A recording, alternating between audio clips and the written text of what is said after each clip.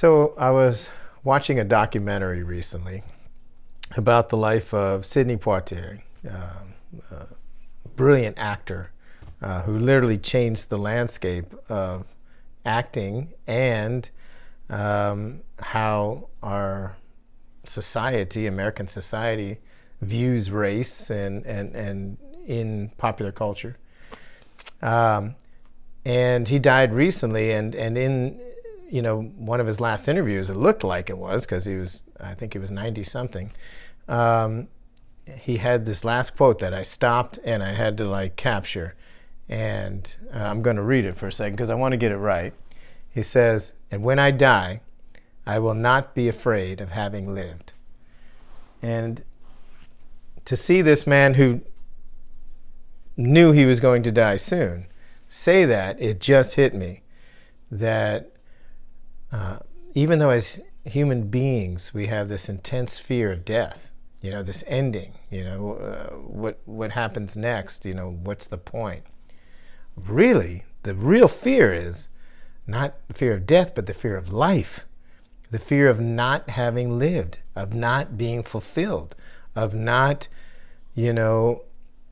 experiencing this life as fully as possible. And it reminds me as I look, over on the wall over there, I have a picture of Bob Dylan, and one of his biggest quotes from one of his songs that was tremendous was, "He who is not busy living is busy dying." And this whole thing of life and death, and it really hit me. It's about the fears come in not living fulfilled. And when we get to that last point and we are interviewed, if we can, like Mr. Poitier was, and it's, what is your biggest fear? It's not of dying, it's not having lived. And when a man or woman or anybody can say in their 90s that they have and continue to live as fulfillingly as possible, man, that's an excellent trip around this planet. For however many years we're allowed to do so. And just that whole energy brings out this sense of gratitude and appreciation. And the gratitude and appreciation brings out an essence of joy. And the essence of joy then is communicated through compassion and kindness. And through that compassion and kindness, the envelope of love, spreads forth.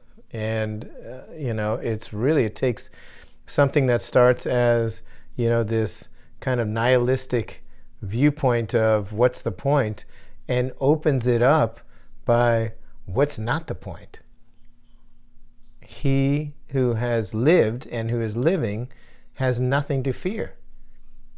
There's nothing to fear, because in our living, when the next breath is no breath and it's dying, the living is in perpetuity through the essence of others that we've left behind, that the connection.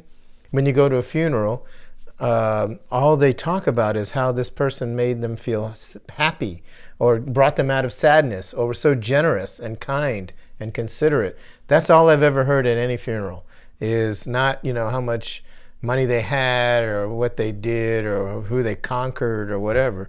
It's, how they were connected with this person and how that person gave of themselves and truly lived.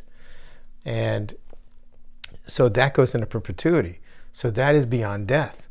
So living life is really just being the most fulfilling human we can in the moment. And yeah, there's going to be fear, there's going to be challenge, there's going to be difficulties. There may be even a few tragedies or traumas, which nobody likes. But regardless, when we have these types of challenges, when we are living in connection with ourselves and something greater than ourselves and with others, and we, really move forward in an act of love, going beyond the fear, that is life well lived. And not even something called death will can erase or eradicate that. And when we're doing that while we're living, it's a beautiful life.